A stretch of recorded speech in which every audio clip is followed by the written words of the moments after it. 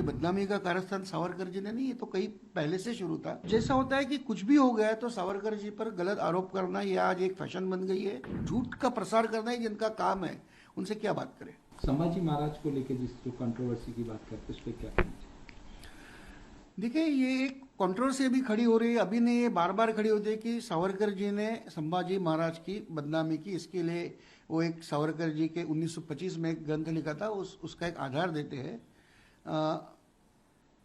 उसमें सावरकर जी ने तत्कालीन जो इतिहास था उस पर आधारित एक भाष्य किया था कि औरंगजेब को ऐसा लगा कि संभाजी महाराज शराब के आदी है, इसलिए उन पे उनको जीत लेना संभव है।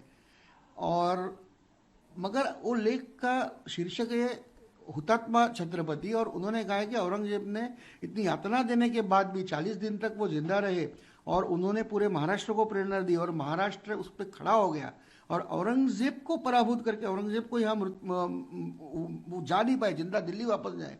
तो इतनी बड़ी प्रेरणा करने वाले ये हमारे हुतात्मा छत्रपति है और इनका आध्यात्मिक योगदान ये छत्रपति महाराज से भी कहीं अधिक है। तो उसमें तो कोई बदनामी है नहीं, मगर जो तत्कालीन जो था उसका एक उल्लेख करने के बाद, मगर मैं कहता हूँ कि तत्कालीन इतिहास में संभाजी महाराज के बारे में ऐसा ही लिखा गया था और तत्कालीन इतिहास के जो साधन थे उनसे बखर कहते हैं। ये पहली बखर थी चिटनिस सभासद बखर। ये कृष्णाजी अनंत सभासद ने 1697 साल में, मतलब छत्रपति संभाजी महाराज के मृत्यु के बाद 8 साल के बाद छत्रपति राजाराम महाराज के आदेश से लिखी थी। उसमें ऐसे ही उल्लेख है। दूसरी बखर है चिटनिस बखर, जो 1811 में सातार की जो गादी है, जो छत्रपति संभाजी के वंशजों की गादी है, उनके जो द्वितीय शाहू महाराज छत्रपति जो थे उनके आदेश अनुसार 1811 में लिखी थी। ये 2 बखर में जो उल्लेख है उस पर ही तत्कालीन इतिहास था। सावरकर जी को जो इतिहास पता था वो इसी ग्रंथों में था। तो ये बदनामी का कारस्तान सावरकर जी ने नहीं, ये तो कहीं पहले से शुरू था।